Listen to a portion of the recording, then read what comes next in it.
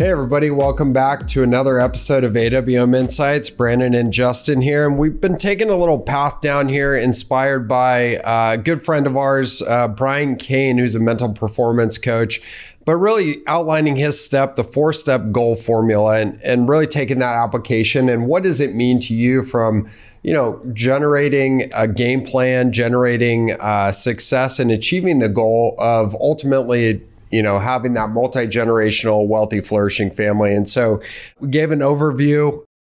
Justin dug into kind of that first step, that's setting an intention last week with Mina as he pinch hit for me. And so where we're landing today is on step 2, and step 2 is schedule it. And so when we think about scheduling our intentions, I think there's a lot that we can do. We can be really process oriented and systematized to this, and it really allows for success. And so, the first thing that we really think about when we're scheduling out your guys' plan is we set the intention for what we want to accomplish throughout the year. As an example, let's use the uses of money. How much are we saving? How much are we giving and sharing? How much are we spending?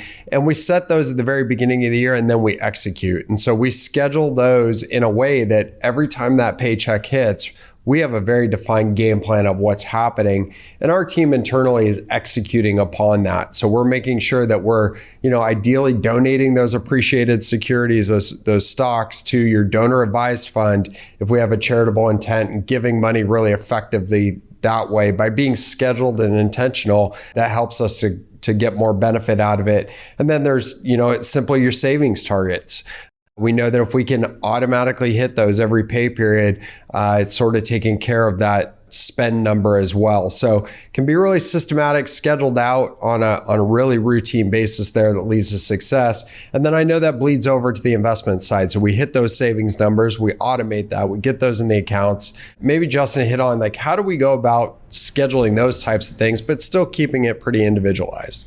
I want to hit on just the similarity. I think we've said this each episode so far, the similarity to mental performance, which is exactly why we're hitting on this and digging deep, to the behavioral side of investing. And what you're getting at is automating to deal with that behavioral side. Don't let your hive mind, whatever word you want to use, right? Your better intentions, if you will, the kind of reactionary type mindset that can present itself based on the noise we all see to get in your way, to get in the way of success.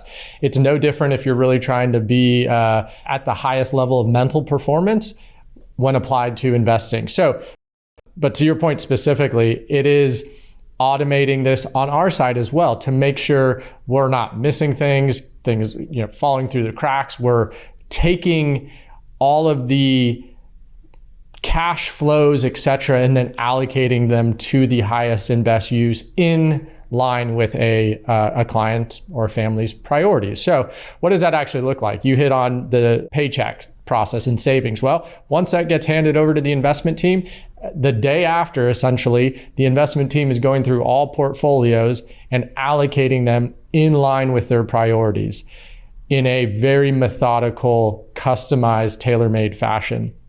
Outside of just deploying capital in line with a client's goals or priorities, we're constantly, meaning on a daily basis, the investment team, which you might be able to see behind us, is constantly reviewing screens that we have set ahead of time to make sure we're paying attention and scheduling when we might be able to make changes in a portfolio to optimize where capital is deployed in line with or out of line with a client's priorities. What does that actually look like? Tax loss harvesting. You even mentioned charitable contributions, right?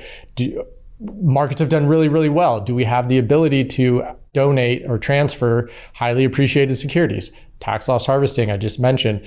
Are the markets doing poorly? We'll look through a flag that says, hey, we have tax loss harvesting opportunities because of what is going on in the market. Should we take advantage of them? Right? We have all this stuff automated, and they happen on a very, very regular basis. So we don't lose sight of opportunity. Out of tolerance, as a portfolio out of tolerance, should we be looking at something, right? These are flags that show up on our dashboards on a daily basis. Has a meeting just happened where a significant priority has been adjusted or added to a client's plan. And that triggers a whole nother review process. So we have all these automated standard operating procedures, processes, whatever you want to call them, to really make sure the investment portfolio is speaking to the intentionality that's been set between the client and the advisor. So I think that's all super helpful. And as you guys all know that are listening, and we've talked about over the years, we are super process oriented here. And I think that helps you to achieve the goals that we're ultimately trying to achieve for you guys. And we set an intention with you guys. We set down and really hit the high level. Then we look at the priorities, et cetera. And really on this scheduling side, one of the big benefits of working with us is we do automate it for you. We take that off your plate. But I would challenge you from a scheduling standpoint. One thing for you to schedule is the review of those priorities. Be mindful around them. Make sure that you're communicating with us, because that is something that we can't automate for you. And that is something that should fall into your bucket of priorities. We're happy to dig in with you guys, help form and shape those. But that is something you should be scheduling on a routine basis with yourself and your family to make sure that we're all oriented in the right direction. So, this is really step 2. The next one to hit on is measuring it. And we're going to get into that in the next episode. But really, okay, that's great. We set our intentions. We scheduled all this stuff out. It's automating, but you should always come back and check in. How's it working? Let's measure it. Let's make sure that we're on the path that we should be on. And so look forward to jumping into that in the next episode. But until then, if you have questions, you have guidance, all that kind of stuff, we want to hear from you. So please do reach out, 714-504-7689. And until next time, own your wealth, make an impact, and always be a pro.